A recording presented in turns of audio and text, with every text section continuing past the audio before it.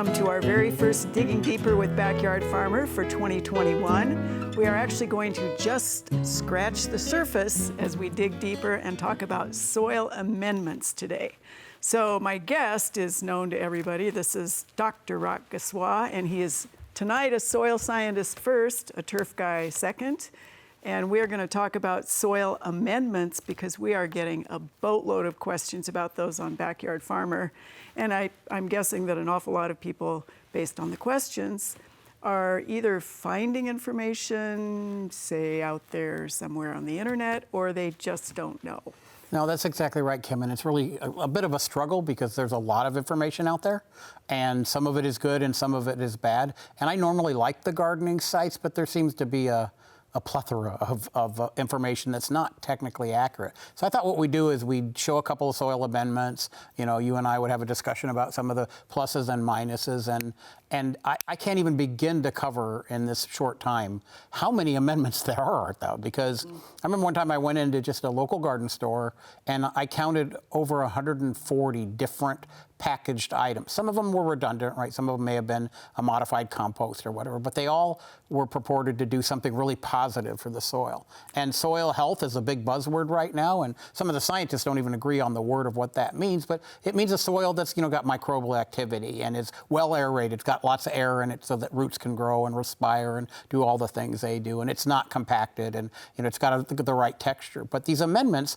are usually used to modify something that's wrong with the soil.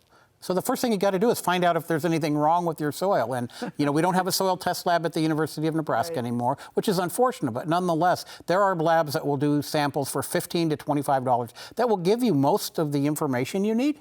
And most of the information you need boils down to a couple of numbers. You want to know what the texture is. You want to know, what the pH is. And people seem to forget that the pH goes on a scale of 1 to 14. In Nebraska, our soils are in the high sixes, for the most part, the high sixes in eastern Nebraska, and maybe into even the low nines or even mid eights in western Nebraska because of the nature of the precipitation. So where it rains more, we tend to lean towards the acidic end of things, but not so acidic that plants can't grow. So these amendments are supposed to amend soils that are in trouble. And find out if your soil's in trouble. Get a soil test, get a pH, get a texture, and then you can determine whether you really need the amendment. Some of the labs are more ag-based, so they'll give you a recommendation that maybe or may not be pertinent for what you're doing, and they might ask you what you're growing and that sort of thing. But I think most of the labs do try to do that, and there are a number of ones that do work for the University of Nebraska and others, and do a really fine job of it. And like I said, and they're set up for, isolation and stuff, so it works out really well. But let's start with some that I find probably the most annoying, just for grins and giggles, okay?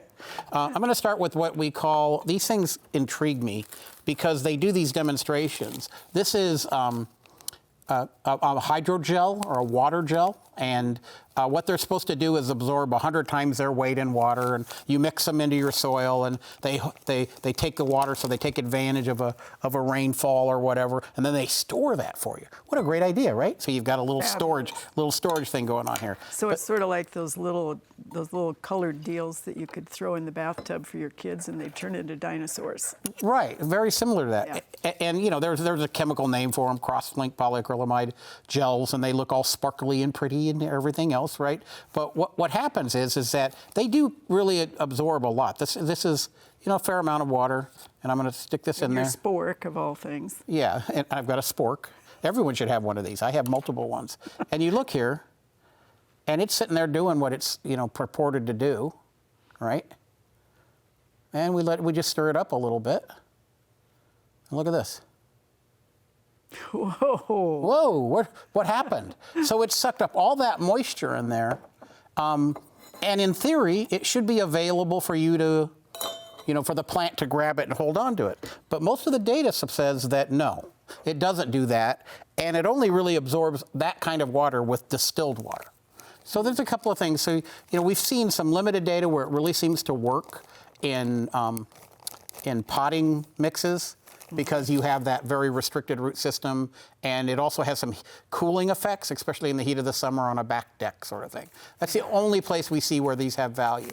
And a little bag like this, which would do like 5 or 6 pots, isn't very expensive. But if you tried to do a lawn or a large garden plot with it, that's just crazy. So not really worth the time and effort. But these are water gels or hydrogels. And the interesting thing is that if you want to wonder, why they don't give up the water, think about it. This is the same material that's in disposable diapers. Oh. And we certainly don't want them giving up moisture. Right. So the plant has the capacity with the power, the energy to extract some of that moisture, but a lot of it isn't really extracted. So just keep that in mind. Well, and I know there's one that comes in a little round can called Soil Moist. So that must be exactly the same thing, only the beads are a little bigger. Yeah, and they come in different sizes and grades. This is actually one we've used in turf research and found out that they don't work. But they actually take up so much water, they burp out of a plug hole, and they look really disgusting on the surface. Okay, that's one of my least favorites. This one here is gypsum, and I'm going to use a board here just so people know what I'm saying. A real whiteboard. Yeah. Which is great. So gypsum is calcium sulfate. And when you go to the garden store, right, and they have these things on pallets, just full of pallets, and they're selling it by literally by the boatload, right? But there are 2 things that have to happen with gypsum. Number 1, you have to have what we call a sodic soil. Do you have a sodic soil? If you don't have a soil test, you don't know. But in my 30 years of being on Backyard Farmer and being an extension specialist, I've rarely seen a sodic soil. It means it's affected by sodium. That's the number 1 thing you have to have. Remember I told you it's calcium sulfate? Well, calcium sulfate, basically the calcium pushes the sodium off the soil because it's negatively charged. Calcium is much stronger. Boom, it pushes the sodium off. So then you have to have drainage. And we often see these in sub-irrigated meadows in the sandhills and other locations, and where if you don't have that capacity to leach them out, then you can put all the gypsum you want on them, and they do not alleviate or take care of compacted soils. If you have compacted soil, that's a physical problem. That's not a chemical problem, and dumping calcium sulfate on there is not going to change compaction, even though they market it such. Anytime I see a product that's supposed to be applied to take care of compaction, I'm immediately suspect, because that takes physical cultivation, core aerification, plugging, whatever. It takes some sort of physical activity, not simply dumping something on the surface and hoping it works. Perfect. So that's gypsum is my second least favorite. One that we've seen in more recent times, it's really quite the buzz now. And I think we had 2 or 3 questions on that just already this year, the one that's in your bag, if it's what I think it is. And it does not look like black licorice. No, it isn't black licorice, and I'm not going to pop this open because it will make a mess. But these are, this is biochar. And in theory, biochar should be, you think about it. The term biochar came out in 2004, 2005. It's brand new, and it's bio, so it's charcoal that's made from biologically activating under heat and relatively high temperature. They create this fused organic product that has high surface area, very reactive surface. And you think about charcoal, it's used in filters and that sort of thing.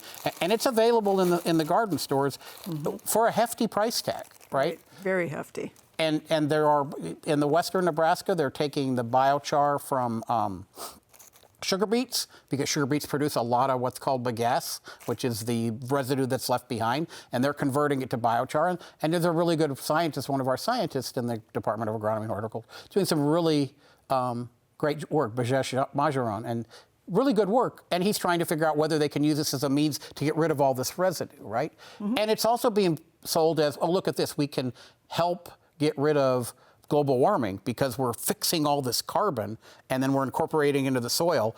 And it's more or less a permanent product. It would take geological time to make it work. And the process is really kind of intriguing to me because they do this, they burn it under no oxygen. And we know we need oxygen to have a fire, right? So it creates this really high surface area, as I mentioned, very porous material that has some benefits. But this is nothing new. The Amazon forest, we're talking to indigenous people in the Amazon forest, were doing this thousands of years ago. And even now, you can still find them making charcoal for both fuel and for as a soil amendment. And where it works the best, there's been a national big meta-analysis thing that was done, showed 10% increase in yields, but that was only in tropical areas with very, very low acidic 4 to 5 pHs. I've never seen a 4 or 5 pH in Nebraska. I've seen it down in the southeast. And you do worry about pH because things like aluminum can become toxic, but that's not something that is going to happen in Nebraska. So I really don't see their value. And we also know, this is one that concerns me more than anything, this is biochar. This is our charcoal briquettes, right? And they're not the same. Charcoal briquettes have accelerants in them, so they burn better because nothing makes you madder than when you're getting ready to throw that steak on and everyone's chomping at the bit, right? And guess what? Not today, it won't light. So there's accelerants and there's other things that are put into these charcoal briquettes, and they're not the same. I mean, once that is added, then you're adding that same material into your soil and it's not going to react the same, et cetera. So don't think you can save a lot of money, get out your hammer and a burlap bag and smash up a lot of your charcoal briquettes, right? That's not going to work either. So the charcoal one really intrigues me because there's some really good information on it. But if you go to some of these garden sites, or the sites that market the product, they really make it look like you're going to have the greatest time of your life because you could put this in the soil and everything's better. And remember, it's permanent. It doesn't go anyway in our lifetime. So what if it doesn't do what you want it to, and you start realizing that you really don't like it in there? You're not going to be able to physically remove it. Right, exactly. So that's the problem I have with it. So a no-no. So a no-no. So number one, it's cost prohibitive. Number two, it's not going to have the effect that you think it does. And number three, it's permanent, right? So finally you're like, well, what do we do? I mean, soil amendments are good, right? Well, maybe if the soil test tells you, you need to raise your pH because you do have a slightly acid soil. Then we use a product called lime, which is calcium carbonate. But to do lime properly, you have to have a soil test. You have to know what crop you're putting it on because there's different optimal pHs or soil reactions for the different crops. So if you're growing vegetables, that would be different than if you're growing a lawn. So when we get a question on Backyard that says, how much lime should I put on per acre or per 1,000 square feet? We can't answer the question without more data. And we wish we could, but we can't just say, we'll put 12 tons per acre and life will be better. It also depends on what the end pH is that you want. How much do you want to raise the acidity? And we do have acid soils, in the 6+ range in Nebraska, but that's still not, optimal plant growth happens around 7 for most plant materials, except maybe blueberries, and there's like some ornamentals that like acid soils, but yeah, we're in that range, and it's really going to be difficult. So then what do we do? So what we do, I think, bring that up because that's my next question. Okay. So you knew it was coming. So your regular old gardener who has, or landscape at home, they have areas that are maybe a little one way or the other. Is there something that we can use almost indiscriminately that helps soil health in the home landscape?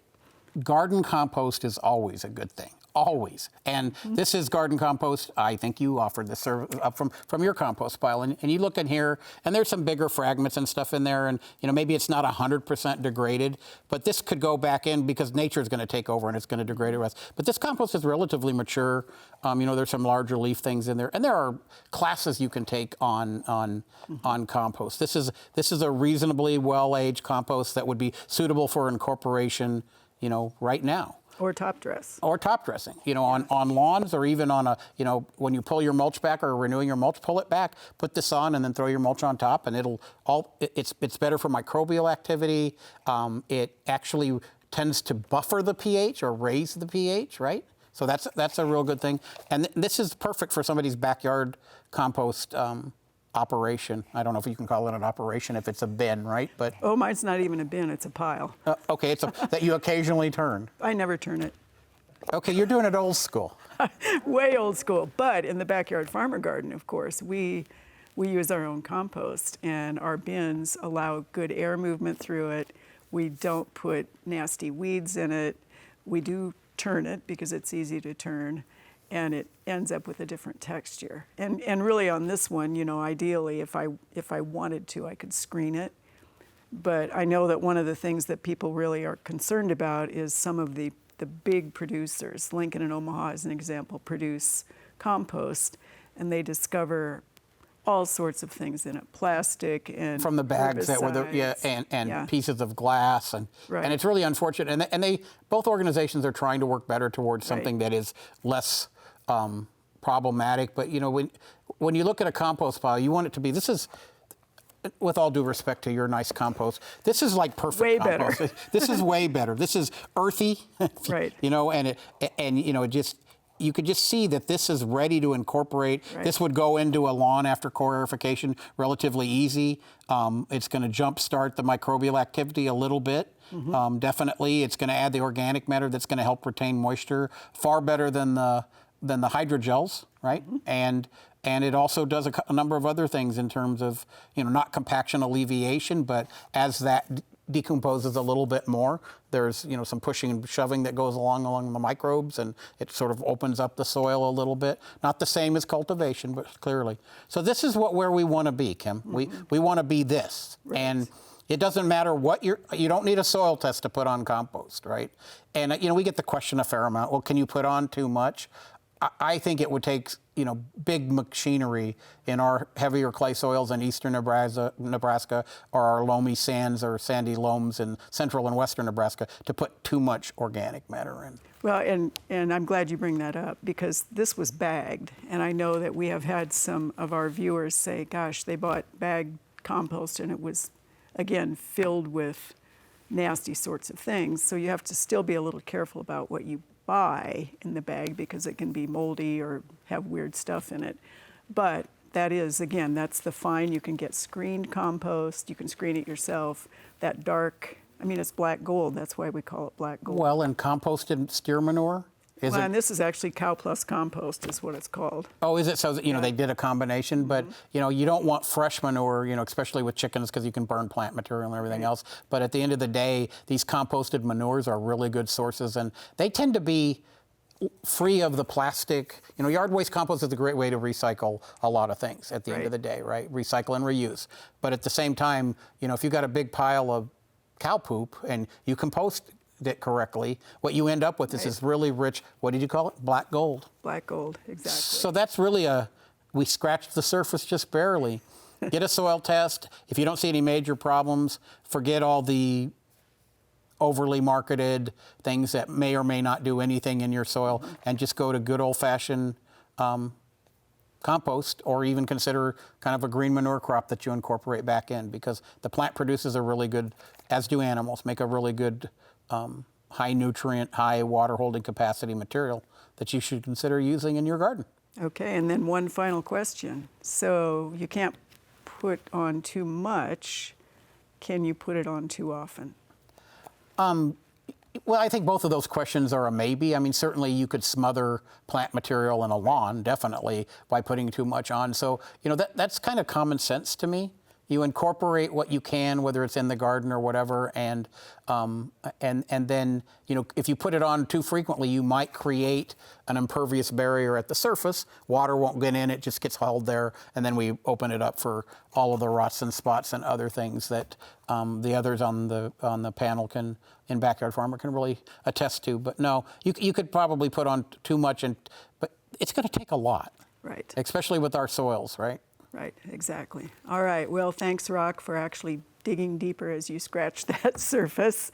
And we do want to hope that you have enjoyed this. Watch us, of course, at 8 o'clock on Facebook on Digging Deeper with Backyard Farmer.